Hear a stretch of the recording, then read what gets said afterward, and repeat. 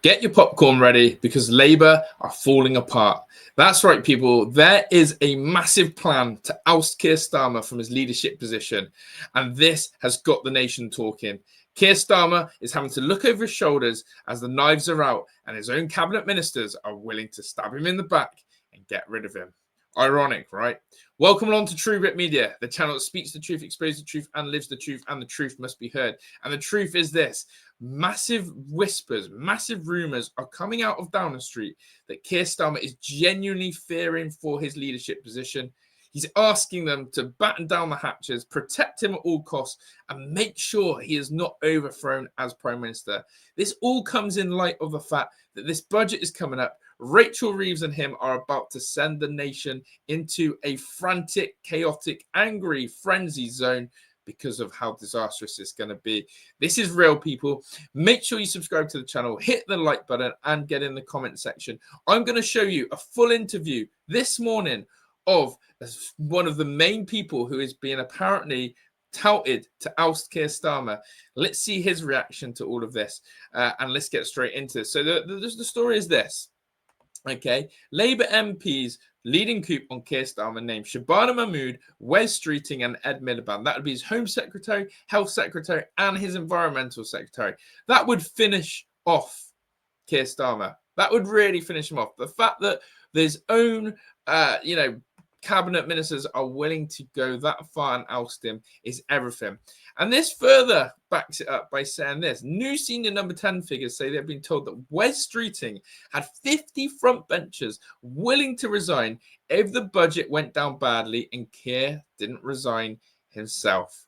And this is where you need to work out, do you believe this or not? This is reported from the Times. Is Wes Streeting creating a mass movement to overthrow Keir Starmer? Well, here is the thing. Wes Streeting has been known to be very ambitious, someone who's always looked at the Prime Minister role, someone who's got close to there, and is someone who always talks about the change that he's been making in terms of delivering more to the NHS, creating more appointments, shortening the waiting list, etc. He's someone who wants to sing proud and loud of what he's done as a minister. But is he proud and loud about overtaking Keir Starmer and throwing him out? Watch this interview now this morning. I want you to let me know, do you believe this man or not? He makes some very interesting remarks indeed.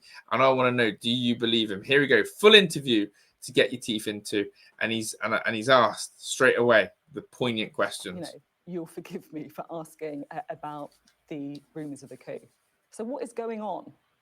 The allies of the PM saying that if there's a leadership challenge after the budget, the PM will fight it. So what is there a leadership challenge? What's happening?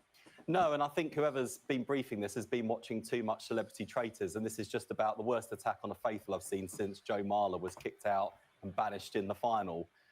It's totally self-defeating briefing, not least because it's not true. And I don't understand how anyone thinks it's helpful to the Prime Minister either to suggest he's fighting for his job at a time when, last time I saw him on Monday evenings talk about violence against women and girls and how we tackle it, he's fighting for the country and trying to turn. I don't believe him. And also that link to the traitors, the celebrity traitors, was a very weird answer to start with. Makes me feel very uncomfortable. I don't believe him. Turn it around from the absolute mess that we inherited. So what's your message then to people who have been briefing this? What would you say to them? Well, firstly, I'd like to commend them for at least taking on board the feedback about sexist briefings, because we've seen this before. Lucy Powell, Bridget Phillipson, Angela Rayner could go around pretty much the entire cabinet table. So at least they're picking on one of the boys now. But again, what a weird response. Basically said, oh, they're not picking on the women. They're being a bit brave enough now. And they're actually going to pick on one of us men. I find, again, this guy, the way he's answering this, it's making me feel uncomfortable. And he just smells of slime ball, to be honest. And I think he is genuinely plotting something against Starmer. Can just tell from this interview. In all seriousness, it doesn't help anyone. It's not true. And I think my frustration actually about the first, almost 18 months we've been in government, there is a good story to tell about the change we're delivering, the promises we're keeping, the difference we're making. But would your viewers this morning know that we promised 2 million more appointments in the NHS and delivered 5 million? I'm not sure they would. Would they know that we delivered 2,500 more GPs in our first year, not 1,000? I am not sure they would. But the serious point is, yes, I'm deliberately trying to make sure that people do actually get to hear the message of what we're doing. But the point is, the point is, these sorts of Westminster bubble process stories, boys getting carried away, these are things that distract from our ability to get across the message of the change we're making, the difference we're making on things that voters actually care about. There's a few specific allegations about you that have been put out in the last 24 hours. I want to put them to you directly. Firstly, there's the Times. Downing Street figures suspect that Streeting could demand the Prime Minister's resignation in the days after the budget. Are you going to rule that out? Yes, and nor did I shoot JFK. I don't know where Lord Lucan is. Had nothing to do with Shergar. And I do think that the US did manage to do the moon landings. I don't think they were faked. Certainly not by me. What about... What? What a prick.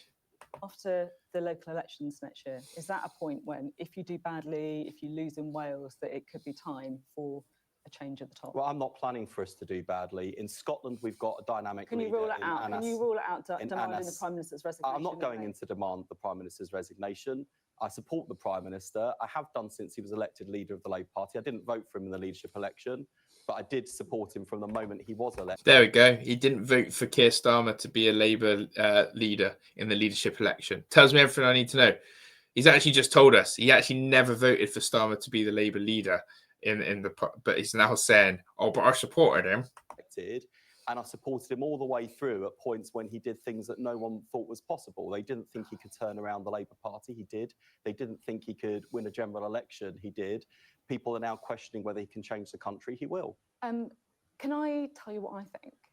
I think that this was all briefed overnight, specifically so that you could say those things today on the morning round, right? Everyone knows that you're doing the morning round. You're taking questions from people like me. They're worried about the budget. They know how bad it's going to be. They know that in all likelihood, it looks like the manifesto is going to be broken. They want a public declaration of loyalty from the person who is seen as the most likely person to succeed the Prime Minister. Well, I suppose the tragedy is everything I've just said about Keir's record, about confounding his critics, are things that I have said regularly and repeatedly whenever I've been asked questions about how he's doing or how the government's doing. So you haven't had the only thing that this has achieved is distracting me from talking about the fact that when the Prime Minister and I announced we were going to abolish NHS England, reduce the size of my department by 50%, you will talk about and cut through layers of management bureaucracy, lots of people said, well, this isn't going to happen. Today I'm setting out how we're going to do that. But of course, we're going to spend most of the time, and I'm grateful you are actually going to come on I promise. talk about. But we will now spend more time on what is a totally irrelevant and untrue process story, but also a self-defeating one because it's come from Downing Street. Have you had any conversations with anyone about getting rid of Keir Starmer? No, and I'll tell you what I think this does show is that when Lucy Powell stood to be deputy leader of the Labour Party and said there needed to be a culture change in how we lead and how the party is managed, I think she has been vindicated. Is it rotten? Do you think that's a rotten culture? No, I wouldn't go that. No, and I'm not going to give whoever's behind this any more kind of oxygen and credit.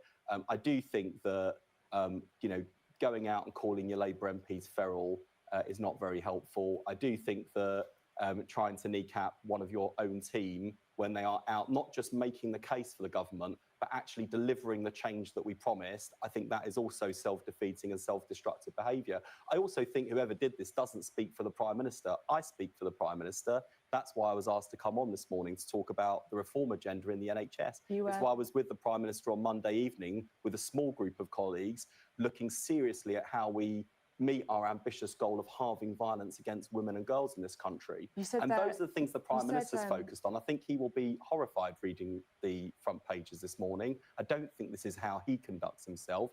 And I think people should follow the example set by their boss. You just said there that you feel like they tried to kneecap you. How do you feel? How does that make you feel? Irritated, to be honest, because I want to talk about what we're actually doing in the NHS, but I wouldn't put it more strongly than that. I mean, the reason, I sort of laughed at the beginning because I just think water off a duck's back. Okay. It's a totally irrelevant process story. I suspect it will be forgotten by tomorrow. Most people, if they cotton on to this story, if they pay any attention to politics at all today, we're scratching their head thinking, what's that about? As am I, and as am so many of my colleagues. Part of the reason this has happened is because there's obviously a worry about what's happening in the budget. There's a worry about reform, who are breathing down your necks. Do you think there is a legitimate concern about the communication style, I guess, around the Prime Minister number 10, you know, more authentic, less talking cliches, taking a few risks? I just want to read you a couple of, you know, posts from Keir Starmer's account, which I'm sure aren't written by him, by the way, but, you know, here we go. I'll always stand for unity and national renewal. Another one, a Britain built for all. And then another one, we're choosing renewal over decline, unity over division, unlocking the potential of everyone in every part of the UK. I mean, it sounds like it was written by an AI bot. Well, look, my approach, and I think Keir's approach, I think what the government needs to be doing is kind of the Ron Seal approach. Do what you say on the tin. We said we'd cut NHS waiting lists. They are lower now than when we came to office. Are they still too high? Is there more to do? Of course. You know, a lot done, a lot more to do. We said we'd deliver 2 million more appointments in our first year. That was our first step. We actually delivered 5 million. So not only are we keeping promises on health, we are actually exceeding the expectations that we set for ourselves and the country expected of us. So there are plenty of good things to say about this government. And obviously I talk about health, I'm the health secretary. If Bridget Phillipson was sat here this morning, she'd be talking about the difference that breakfast clubs are making to kids across the country. So they start the day with hungry minds instead of hungry bellies. She'd be talking about the 100,000 children that are going to be lifted out of poverty because of her free school meals policy. If Heidi Alexander, the Transport Secretary, was sat here, she'd be talking about the improvements to railways and buses, bringing them into public ownership. There's a good story to tell about this. Let's talk about the good story that you want to tell today. There we go. Full interview there from Wes Streeting. And the question is, do you believe him? Do you believe that he is not part of this oust?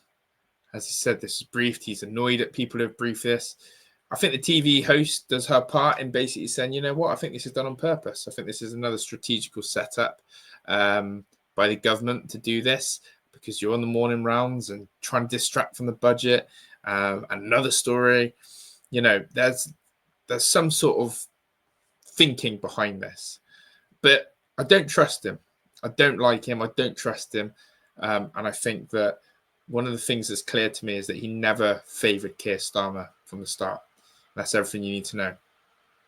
So let's see how this unfolds. Thank you for watching. Make sure you hit a like, subscribe, all that good stuff. I'm out of here. Ta-da.